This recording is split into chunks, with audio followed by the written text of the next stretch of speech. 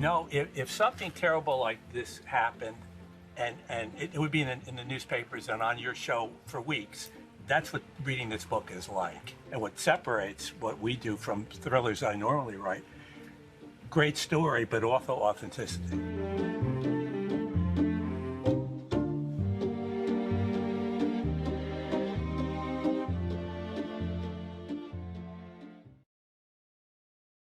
Good afternoon. Welcome to Washington Post Live. I'm Michael Duffy, and our guest today is James Patterson, one of the most successful writers of our time, really of any time, and the new co-author with former President Bill Clinton of a novel called The President's Daughter, a thriller. Welcome, Mr. Patterson.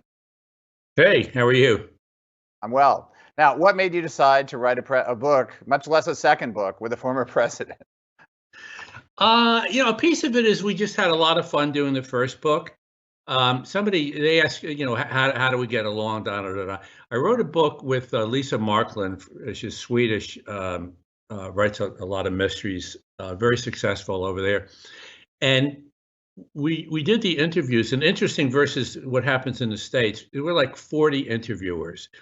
And they have interesting questions, except one that kept coming up. The same question was, how does a Swede and an American ever get along? And our answer was that we had mutual respect, and then we listened. And that's exactly what happens between myself and President Clinton. We have mutual respect for one another, and we listened. So it's been a dream. There's never been an argument about anything. And we've become friends. It's a nice relationship. Their place is about 12 minutes away from where I am right now on the Hudson. And I was over there last night. We did late night TV. Sounds good. Well, so writing a book by yourself is hard, right? My experience tells me writing a book with someone else can be even harder. Because you do that thing, right, with Nancy Gibbs. You've done it a couple of times, right?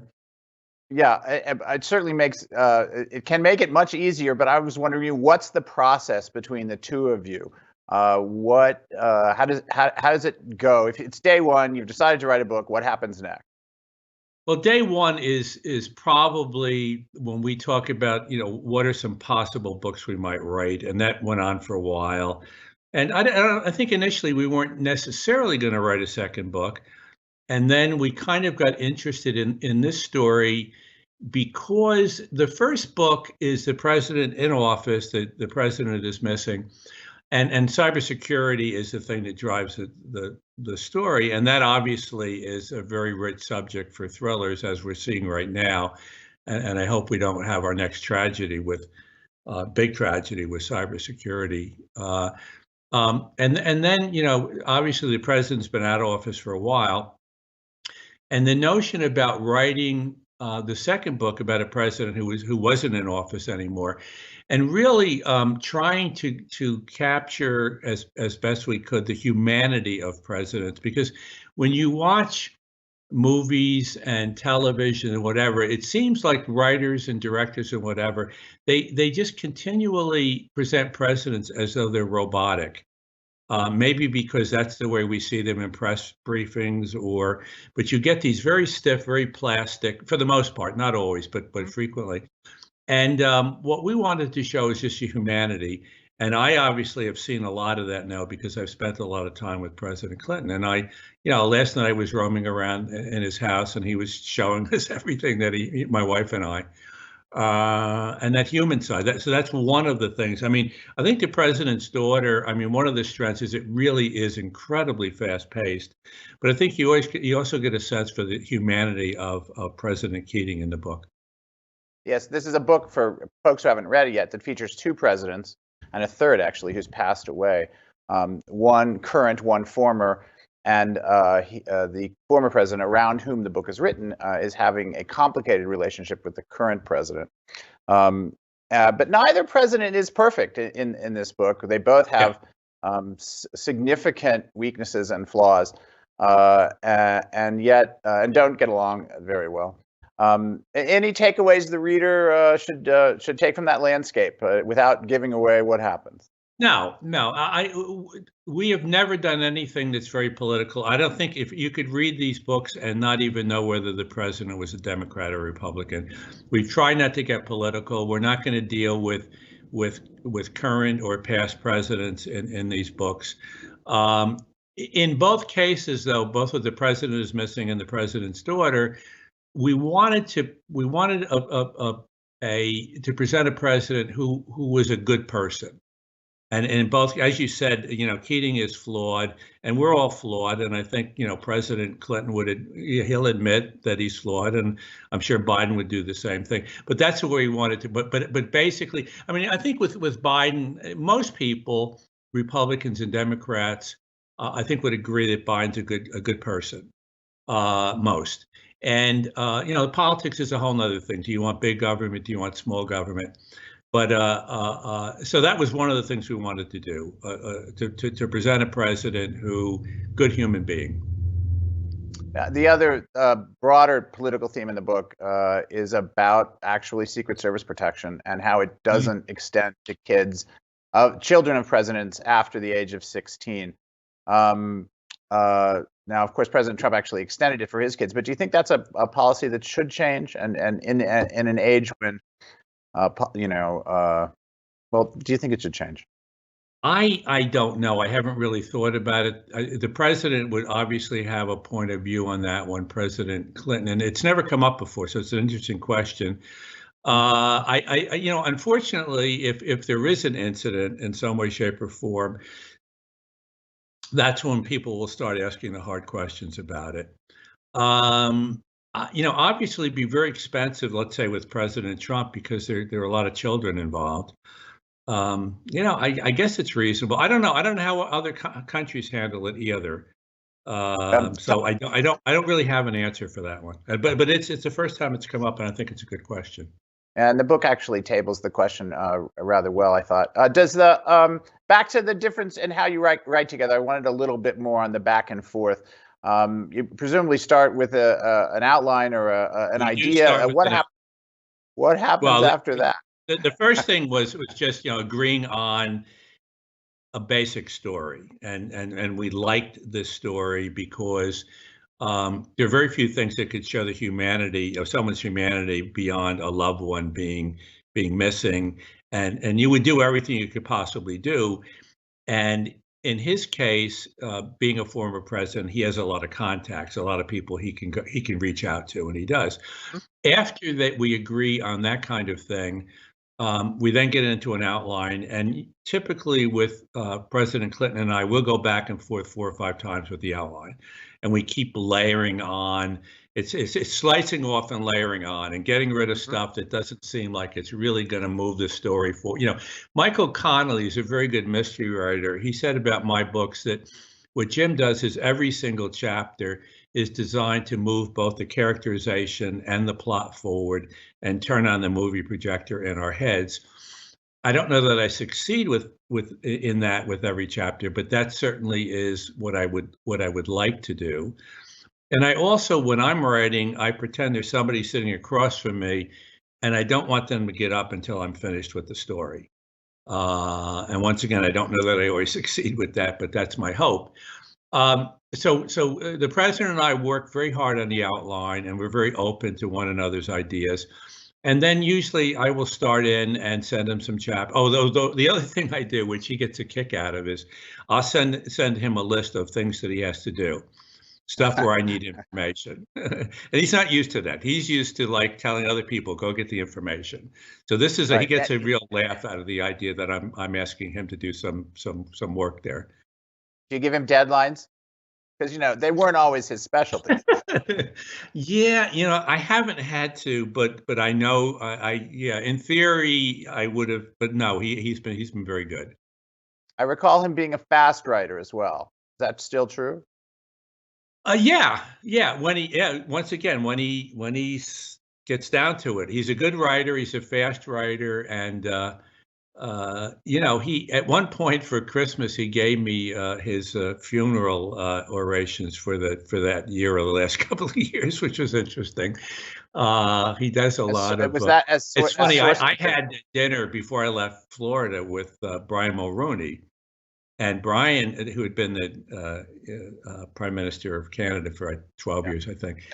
And Brian said that he does a lot of funerals lately, and his line is, "You die, I fly."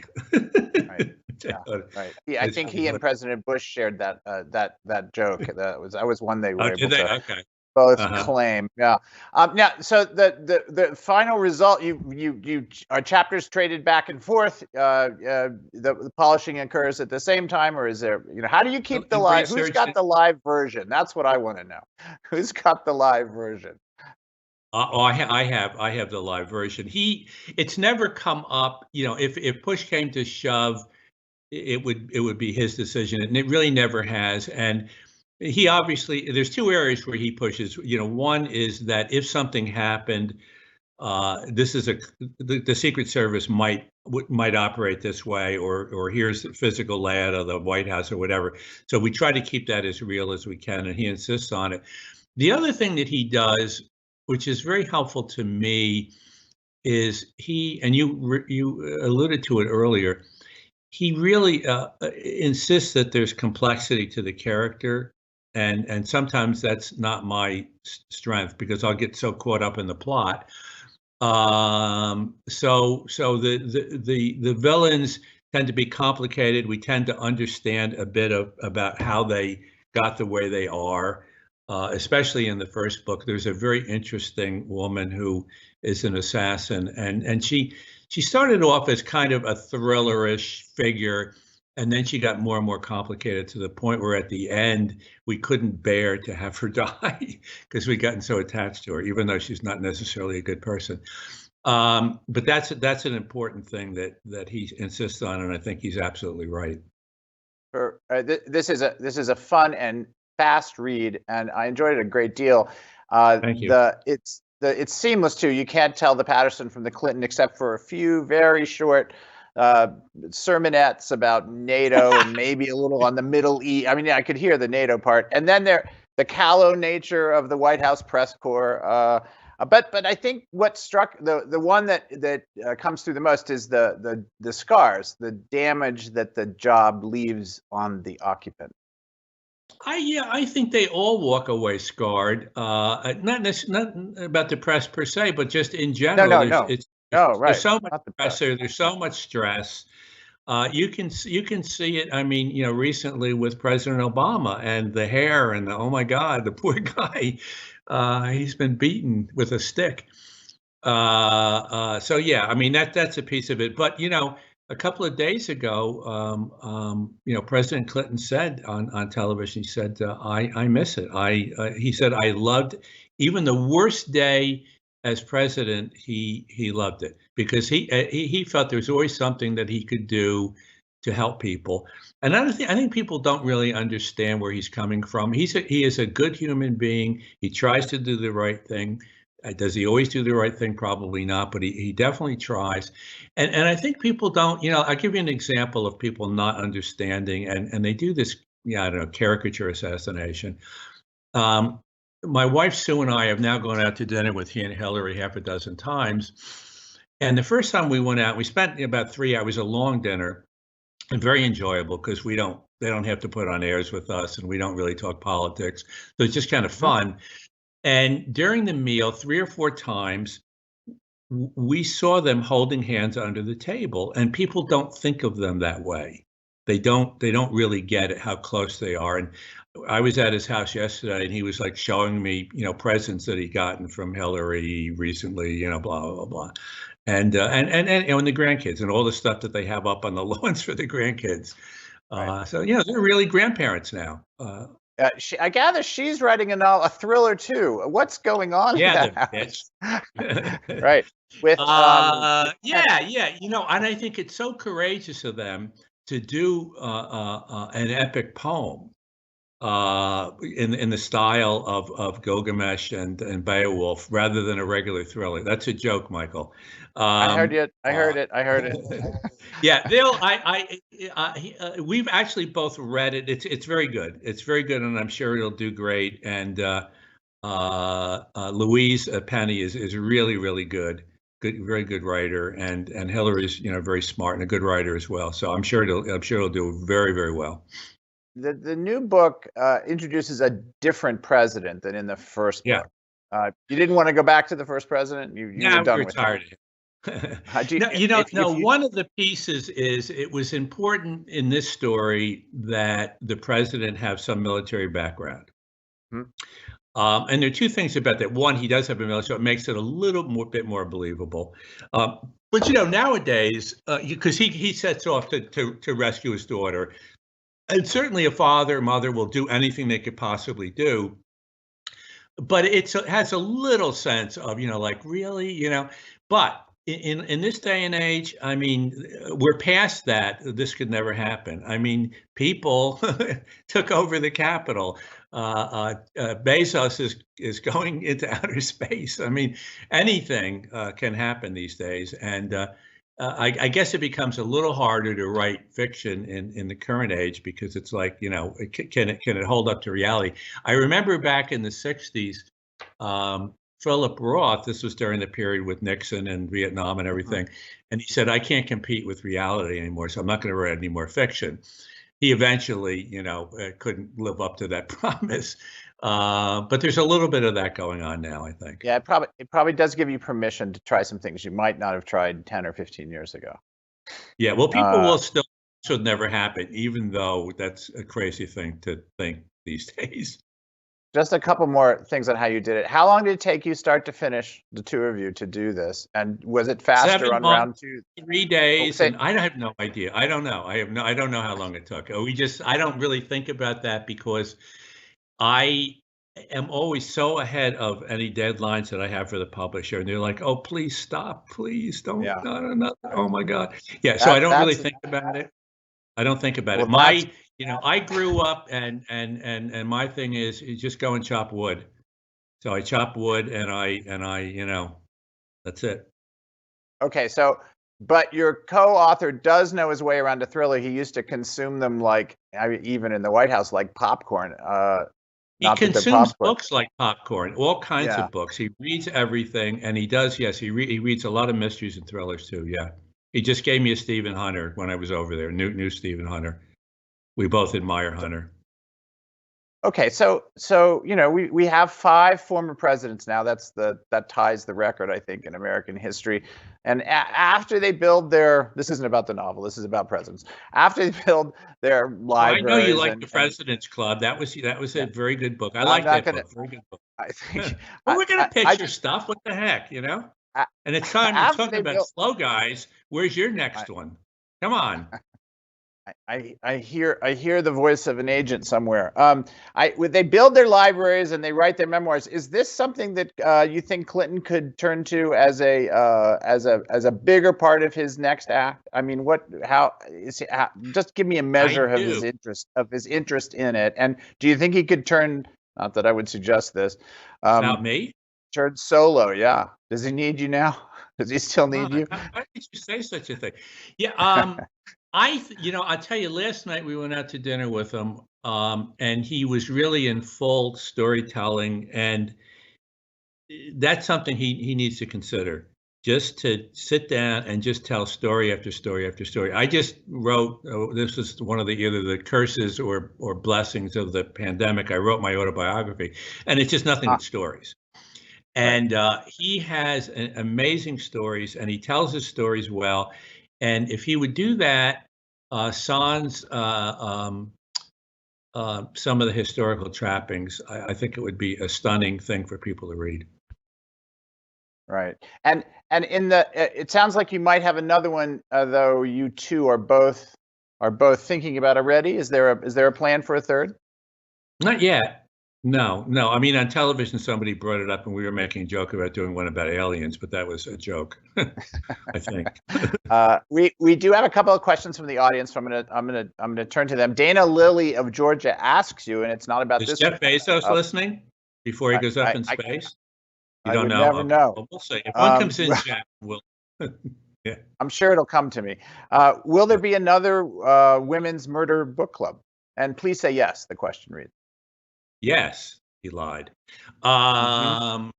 It reminds me of if I never would write a Hollywood novel, but if I did, first line, hello, I lied. Yes, there will be another women's murder club. It's already finished. We're editing now, so it can't be stopped even if I wanted it to. Wow. No, Do you have a timetable? I love the women's murder clubs. They're some of my closest friends. There was a second question. Part of that is there a timetable that she can look forward to? Is there a timetable? Yeah, we usually do. Those usually come out around May. The publisher that's helpful. They think that Mother's Day is like a good. I don't know why, but you know.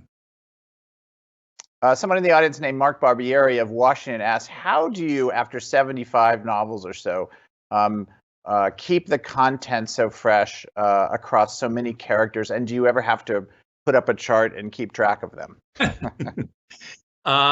Somebody said you're lucky if you find something you like to do, and then it's a miracle if somebody will pay you to do it. And that's my gig. I'm on the Hudson River here. My house is, or at least for the summer, part of the summer.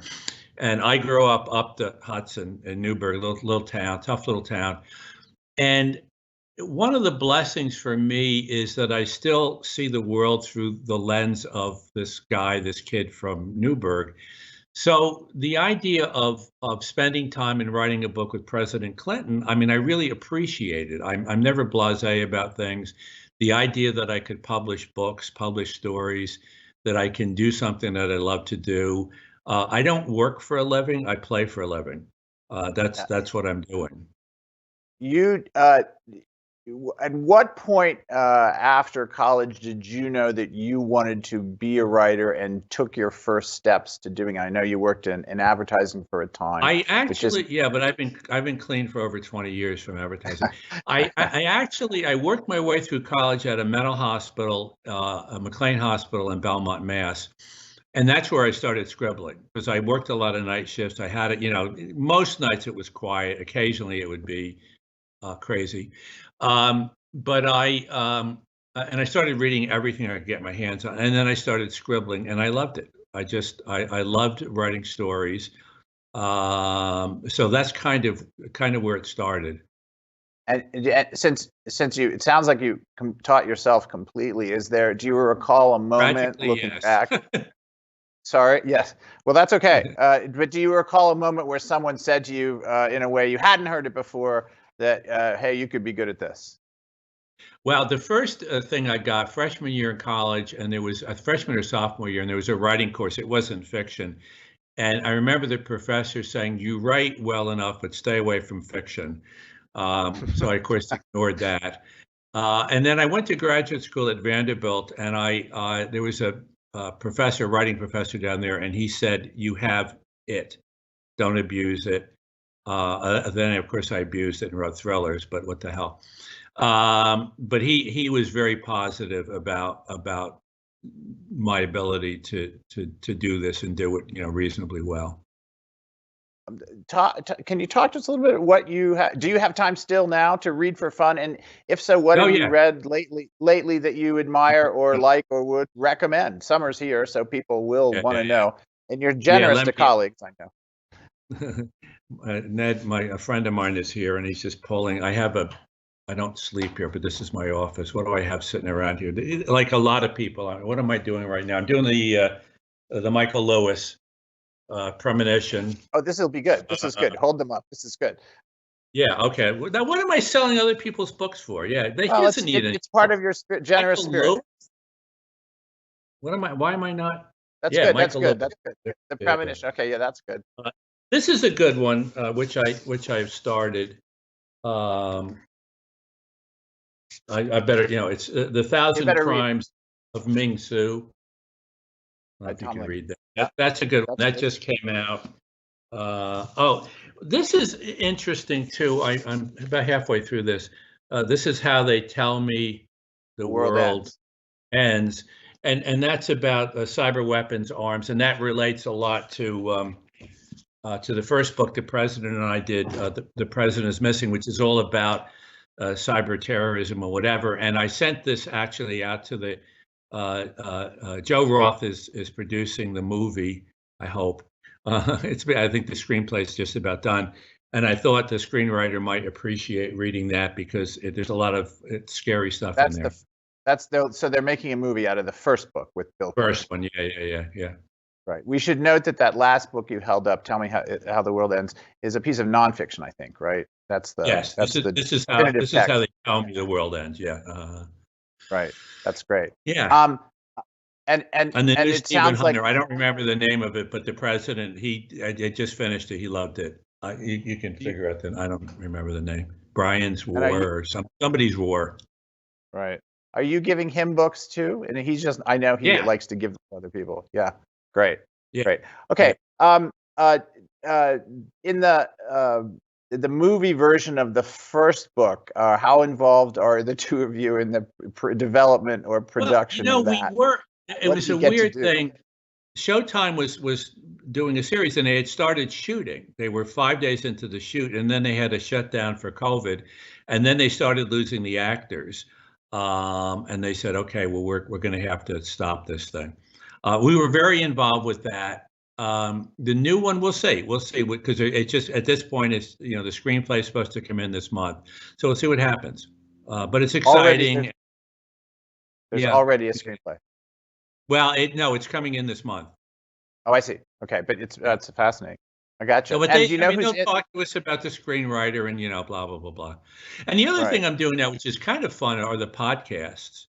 I've done some now with Audible, one of your cousins, and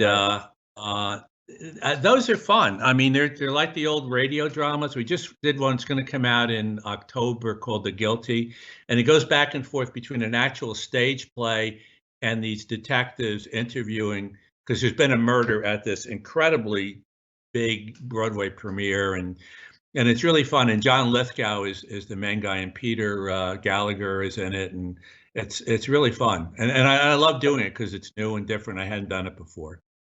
So you're essentially writing radio play scripts, right? That's the way to think of it. Yeah, basically. Yeah. Very well produced. Yeah, it's fun. Right, and those are generally what, about not an hour? An hour. Oh, no, 5-6 hours.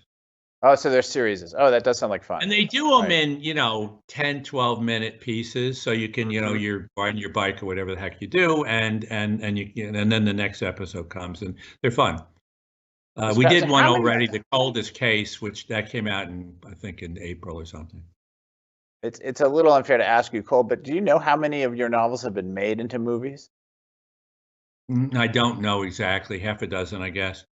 Right. I'm trailing Stephen King, but I got my sights on. Will you and your co-author go back to the set of the first book, or are you done, or have you done your part on that already?